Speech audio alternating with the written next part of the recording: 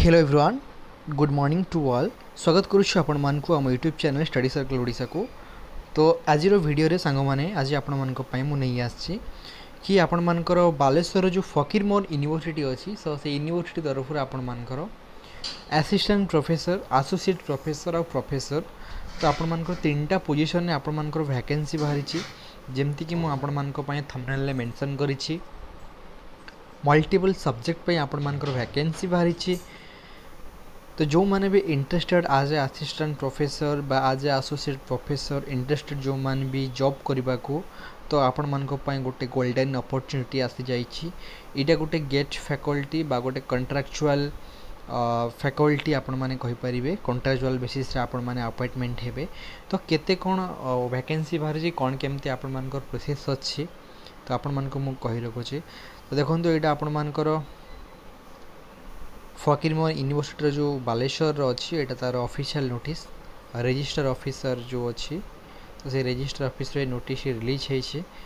तो देखो आपण मानकर ये सब सब्जेक्ट आपण मानकर अच्छी वेरियस आपण मानकर मल्टीपल सब्जेक्ट रे कहि परिबे टोटल जदी कहबा 18 गोटी सब्जेक्ट रे आपण मानकर जो पीजी सब्जेक्ट अच्छी तो से पीजी सब्जेक्ट रे वैकेंसी बाहरी छी। तो प्रोफेसर पई वैकेंसी बाहरी छी एसोसिएट प्रोफेसर पई बाहरी छी असिस्टेंट प्रोफेसर पई बाहरी छी। तो जदि प्रोफेसर पई कहबा 2 गोटी वैकेंसी बाहरी छी एसोसिएट प्रोफेसर पई 22 टी वैकेंसी बाहरी छी एवं जदि आमे देखिबा असिस्टेंट प्रोफेसर ए पई 38 गोटी आपण मानकर पदवी बाहरी छी।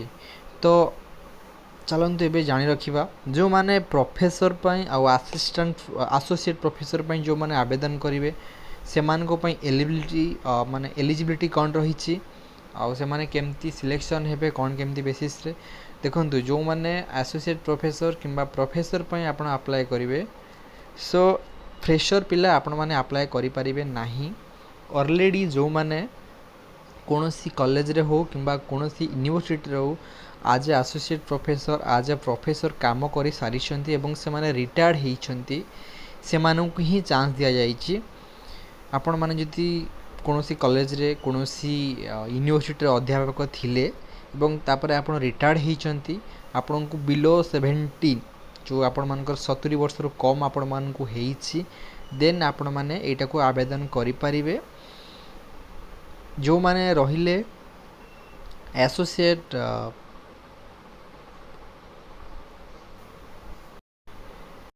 प्रोफेसर सेमान को आपण मान को पर मंथ मिलिबो 40,000 टंका जदि आपण माने सिलेक्शन होउचंती एवं जो माने सब प्रोफेसर लेवल रहिले जदि आपण माने सिलेक्शन होउचंती आपण मान को पर मंथ 50,000 आपण मान को मिलिबो।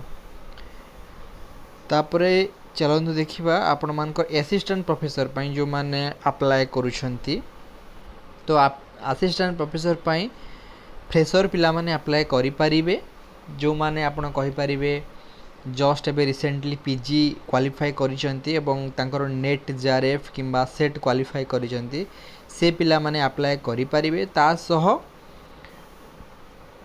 जदि को कॉलेज रे को यूनिवर्सिटी रे को माने लेक्चर थिले से माने रिटायर्ड करिसेंती किंबा असिस्टेंट प्रोफेसर थिले रिटायर्ड करिसेंती से मान भी मध्ये एटा को अप्लाई करि परिबे। माने कहबार अर्थ होची एटा को फ्रेशर पिला माने अप्लाई करि परिबे जो माने पीजी कंप्लीट करिकी नेट जेआरएफ क्वालिफाई करिसेंती एवं ता सह जो माने सीनियर लेवल लो फैकल्टी से माने भी एटा को अप्लाई करि परिबे। तो एटा को आपण मानकर जो नॉर्मल यूजीसी रो आपण मानकर गाइडलाइंस अछि 55% आपण मानकर पीजी रे होथिबा दरकार ता सह असिस्टेंट प्रोफेसर पई से माने मागी चंती आपण नेट हो जेआरएफ हो किंबा सेट हो ए सब आपण माने क्वालिफाई करिथिबा दरकार।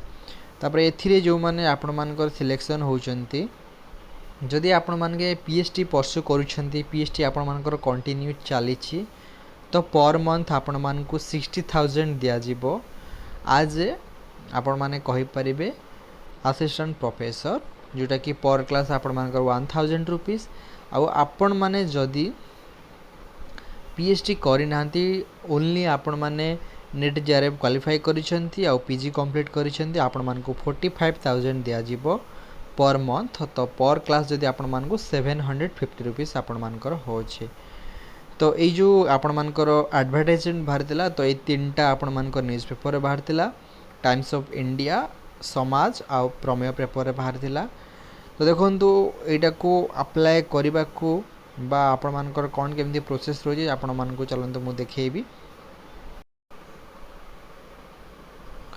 तो जो माने आपण माने गेस्ट फैकल्टी पई अप्लाई करेंगे माने आपण मानकर असिस्टेंट प्रोफेसर पई अप्लाई करिया चाहूचंती से मान देखंतु आपण मानकर ए जो फॉर्मटा अच्छे ये फॉर्म को आपण मानकू कौन करिया को पड़िबो ना कि प्रिंट आउट करने को पड़िबो।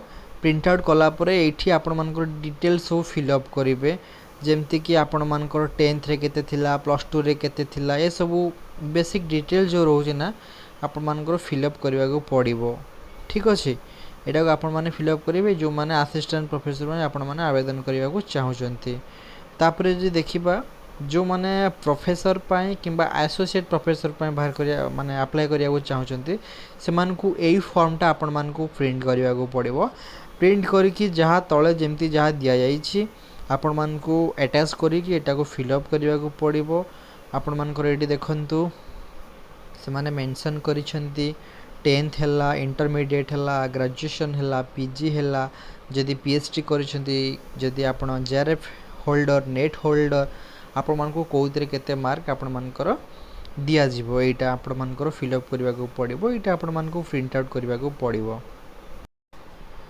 तो सेई फॉर्मटा को आपण मानकू प्रिंट आउट कर सारा पर एटा आ गोटे आपण मानकर फॉर्म से माने देइछंती तो यही फॉर्मटी को मध्य आपण मानकू प्रिंट आउट करने को पड़िबो। प्रिंट आउट करिकी आपण मानकर एटी पासपोर्ट साइज फोटो आपण मानकू लगेबा को पड़िबो। पासपोर्ट साइज फोटो लगेला परे एठी आपण मानकर फिलअप करने को पड़िबो। एडवर्टाइजमेंट नंबर आउट डेट को फिलअप करने को पड़िबो। आपण मानकर पर्सनल डिटेल्स को फिलअप करने को पड़िबो। आपण मानकर एड्रेस जो रहिला जेतिकी सब पर्सनल डिटेल्स आपण मानकर डेट ऑफ बर्थ हो गला आपण मानकर जेंडर हो गला नेशनलिटी हो गला आपण माने जेआरएफ नेट क्वालिफाई करिसेंती कि करि नहांती तास परे आपण मानकर एजुकेशनल क्वालिफिकेशन डिटेल्स एटी आपण मानकू फिलअप करने को पड़िबो। एजुकेशनल क्वालिफिकेशन फिलअप कर सारा पर वर्क एक्सपीरियंस आपण मानकर वर्क एक्सपीरियंस आगुरु कोठी काम करथिले जदि अछि तो केते कोन आपण मानकू एठी फिलअप करने को पड़िबो। एतिकी फिलअप कर सारा पर एठी आपण मानकर सिग्नेचर आ आपण मानकर नाम एठी फिलअप करने को पड़िबो। प्लेस देबे एवं डेट पकेकी ये सब आपण मानकर फिलअप करके फॉर्म 3टा को आपण मानकर जो ओरिजिनल डॉक्यूमेंट अच्छी आपण मानकर एजुकेशनल क्वालिफिकेशन हार्ड कॉपी को नेकी आपण मानकू जीवा को पड़िबो फकीरमोहन यूनिवर्सिटी। सेठी गला पर आपण मानकर वेरिफिकेशन हबो से माने चेक करिवे आपण माने जदि तांको सिलेक्शन प्रोसेस अनुसार आपण माने एलिजिबल होउछन्ते कि आपण माने गोटे एलिजिबल कैंडिडेट होउछन्ते से माने आपण मानकू शॉर्टलिस्टेड करिवे। तापर शॉर्टलिस्टेड कला परे आपण मानकर इंटरव्यू हबो। आपण एसोसिएट पय अप्लाई करंतु प्रोफेसर पय अप्लाई करंतु किंबा असिस्टेंट प्रोफेसर पय अप्लाई करंतु जदि आपण माने इंटरव्यू रे सिलेक्शन होउछन्ती तो मोड ऑफ सिलेक्शन एठी आपण मानकर इंटरव्यू अछि। देन आपण माने एज ए गेस्ट फैकल्टी बा गोटे कंट्राक्चुअल फैकल्टी भाव में आपण माने अपॉइंटमेंट हेबे फकीरमोहन यूनिवर्सिटी बालेश्वर ओडिशा रे। तो यहाँ थिला आज संपूर्ण वीडियो आशा अच्छे आपण मानकू वीडियोटी पसंद आसथिबो। जदि आपण मानकू वीडियोटी पसंद आछे आपण माने वीडियोटी को गोटे छोट लाइक करंतु। जो माने हम चैनल को ए सुधा सब्सक्राइब करना आपण माने चैनल टी को सब्सक्राइब करी मध्य रखंतु। एमती नुआ नुआ जॉब अपडेट आमे आम चैनल नहीं आसू देखा सांग मैंने आ गोटे नुआ वीडियो रे। सेतबेला पर्यंत विदाय दियंतु। जय जगन्नाथ।